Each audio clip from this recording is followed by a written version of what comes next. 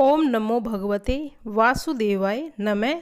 ओम नमः शिवाय। प्रिय भक्तजनों, आज हम देव उठनी एकादशी व्रत की कथा का श्रवण करेंगे। कार्तिक माह के शुक्ल पक्ष को देव उठनी एकादशी मनाई जाती है। इसे प्रबोधनी एकादशी तथा देव उठनी एकादशी ग्यायस भी कहते हैं। तो आइए शुरू करते हैं व्रत की कथा।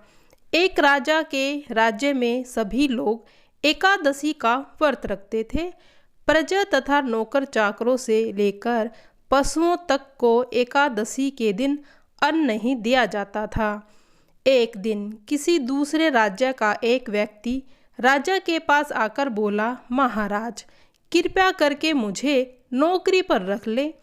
तब राजा ने उसके सामने एक शर्त रखी। ठीक है, रख लेते हैं, किंतु रोज तुम्हें खाने को सब कुछ मिलेगा, पर एकादशी के दिन तुम्हें अन्न नहीं मिलेगा। उस व्यक्ति ने उस समय हाँ कर ली, पर एकादशी के दिन जब उसे फलाहार का सामान दिया गया तो वह राजा के सामने जाकर गिड़गिड़ाने लगा, महाराज, इससे मेरा पेट नहीं भरेगा, मैं भूखा ही मर जाऊंगा, मुझे अन्न दे दो। राजा ने उसे शर्त की बात याद दिलाई, पर वह अन्न छोड़ने को राजी ही नहीं हुआ। तब राजा ने उसे दाल, आटा, चावल आदि दे दिए। वह नित्य की तरह नदी पर पहुंचा और स्नान कर भोजन पकाने लगा। जब भोजन बन गया तो वह भगवान को बुलाने लगा, आओ भगवान, भोजन तैयार है। उसके बुलाने पर पीताम्बर धारण किए भगवान चतुर्भुज रूप में आ पहुँचे तथा प्रेम के साथ उनके साथ भोजन करने लगे। भोजन आदि भगवान करने के बाद अंतर्ध्यान हो गए तथा वह अपने काम पर चला गया। 15 दिन बाद अगली एकादशी को वह राजा से कहने लगा कि महाराज, मुझे दुगना सामान दीजिए। उस दिन तो मैं भूखा ही रह गया। राजा ने कारण पूछा तो उसने बताया कि हमारे साथ भगवान भी खाते हैं, इसीलिए हम दोनों के लिए ये सामान पूरा नहीं होता। यह सुनकर राजा को बड़ा आश्चर्य हुआ। वह बोला, मैं नहीं मान सकता कि भगवान तुम्हारे साथ खाते हैं। मैं तो इतना व्रत रखता हूँ, पूजन करता हूँ, पाठ करता हूँ, पर भगवान ने तो मुझे आज तक दर्शन नहीं दिए। राजा की बात को सुनकर वह बोला, महाराज, यदि विश्वास न हो तो साथ चलकर देख ले। राजा एक पेड़ के नीचे छिपकर बैठ गया। उस व्यक्ति ने भोजन बनाया तथा भगवान को शाम तक पुकारता रहा, परंतु भगवान न आए। अंत में उसने कहा, हे भगवान, यदि आप नहीं आएंगे तो मैं नदी में कूदकर प्राण त्याग दूंगा। लेकिन भगवान नहीं आए। जब वह प्राण त्यागने के उद्देश्य से नदी की तरफ बढ़ा, प्राण त्यागने का उसका दृढ़ इरादा जान शीघ्र ही भगवान ने प्रकट होकर उसे रोक लिया और साथ बैठकर भोजन करने लगे। खा पी कर वे उसे अपने विमान में बिठाकर अपने धाम में ले गए। यह देख राजा ने सोचा कि व्रत उपवास से कोई फायदा नहीं होता जब तक आपका मन शुद्ध न हो। इससे राजा को ज्ञान मिला। वह भी मन से व्रत उपवास करने लगा। अंत में स्वर्ग को प्राप्त हुआ। अब सुनिए दूसरे कथा। एक राजा था, उसके राज्य में प्रजा सुखी थी। एकादशी को कोई अन्न नहीं बेचता था, सभी फलाहार करते थे। एक बार भगवान ने राजा की परीक्षा लेनी चाही। भगवान ने एक सुंदरी का रूप धारण किया और सड़क पर बैठ गए। तभी राजा उधर से निकला और सुंदरी को देखकर चकित रह गया। उसने पूछा, हे सुंदरी, तुम कौन हो और इस तरह यहाँ पर क्यों बैठी हो?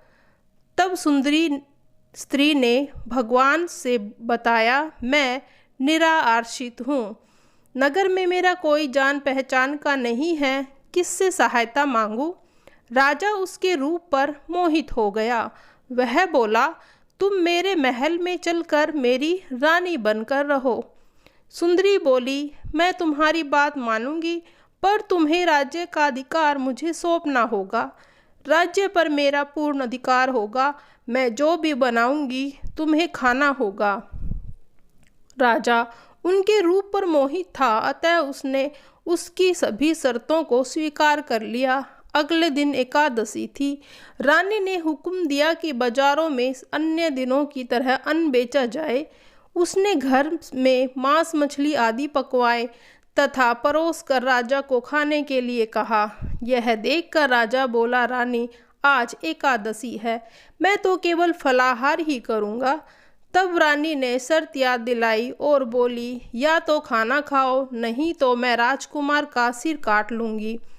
राजा ने अपनी स्थिति बड़ी रानी से कही तो बड़ी रानी बोली, महाराज, धर्म न छोड़े, बड़े राजकुमार का सिर काट दें।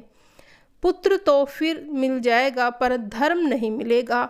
इस दौरान बड़ा राजकुमार खेल कर आ गया। माँ की आंखों में आंसू देखकर वह रोने लगा।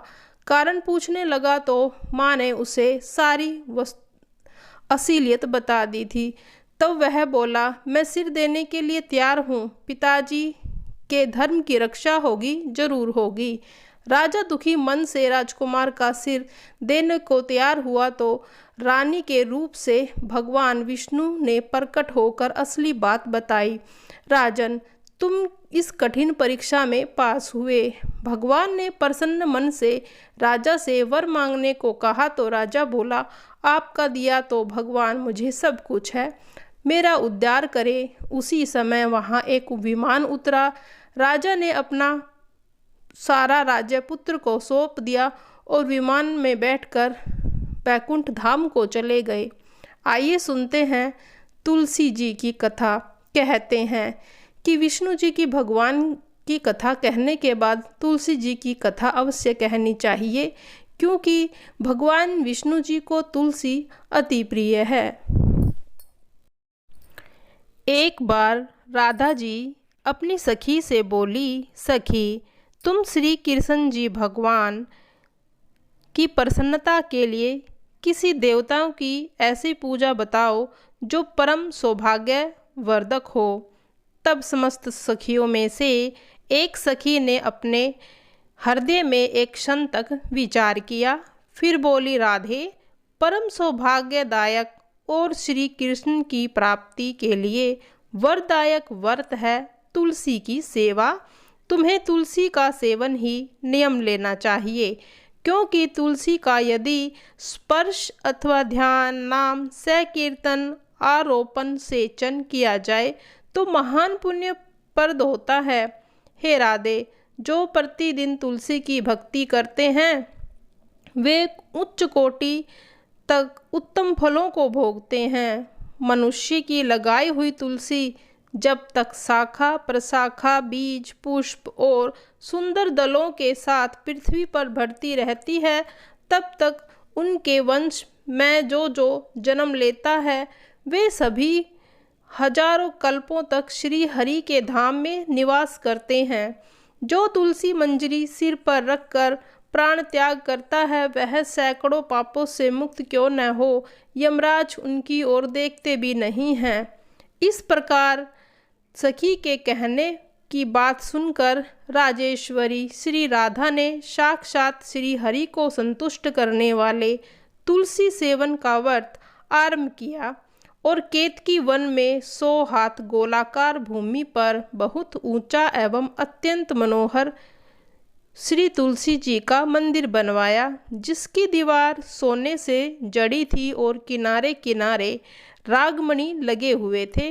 वह सुंदर सुंदर हीरे और मोतियों के परकोटे से सुशोभित हो रही थी।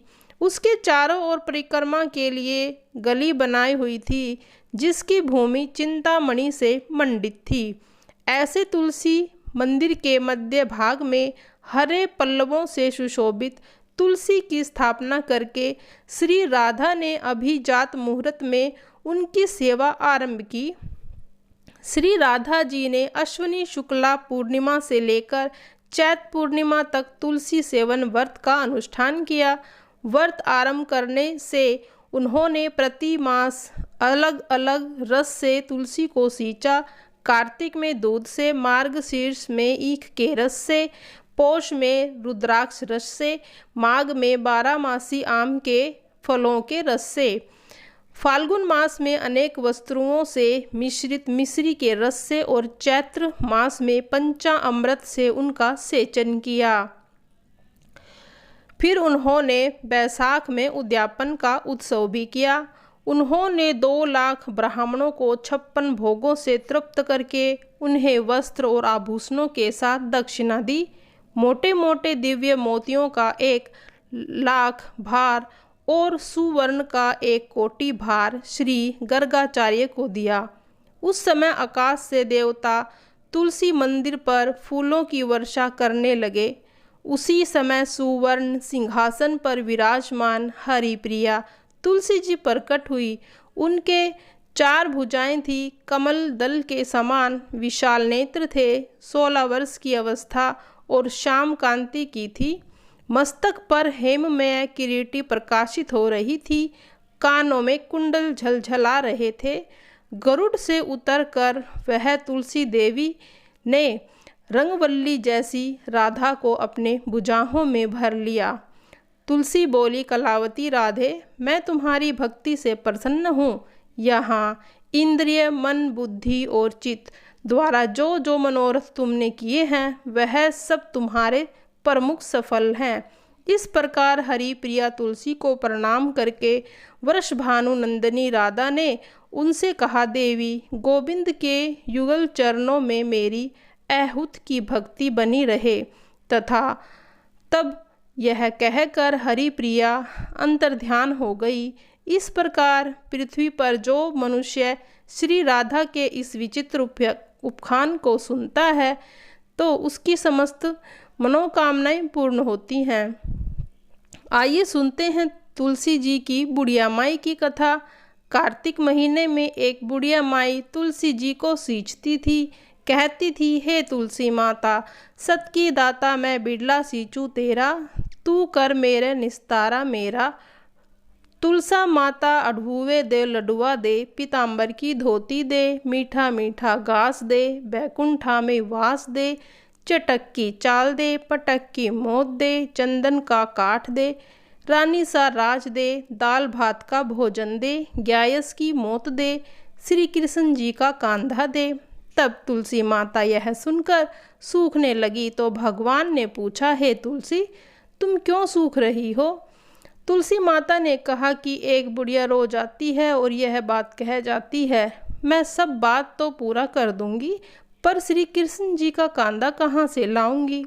तो भगवान बोले, जब वो मरेगी तो मैं अपना कांधा दे आऊँगा। जब बुढ़िया माई मर गई, जब बुढ़िया माई को ले जाने लगे तो वह किसी से नहीं उठी। तब भगवान एक 12 बरस के बालक का रूप धारण करके आए। बालक ने कहा, मैं बुढ़िया के कान में एक बात कहूँगा। सबने कहा, तू भी अपने मन की कर ले बेटा। बालक बुढ़िया के पास गया और कान में कहा, बुढ़िया माई, मन की कर ले, तू बिड़ला सींचे मेरा, मैं करूँ निस्तारा तेरा। बुढ़िया माई अडुआ ले लडुआ ले, पीताम्बर की धोती ले, मीठा मीठा घास ले, बैकुंठा में वास ले, चटक की चाल ले, पटक की मोत ले, कृष्ण जी का कांधा ले। यह सुनकर बुढ़िया माई हल्की हो गई। भगवान ने कांधा दिया, बुढ़िया को मुक्ति मिल गई। हे तुलसी माता, जैसे बुढ़िया माई को मुक्ति दे वैसे ही सभी को देना। हे विष्णु जी भगवान, आपकी सभी पर कृपा बनी रहे।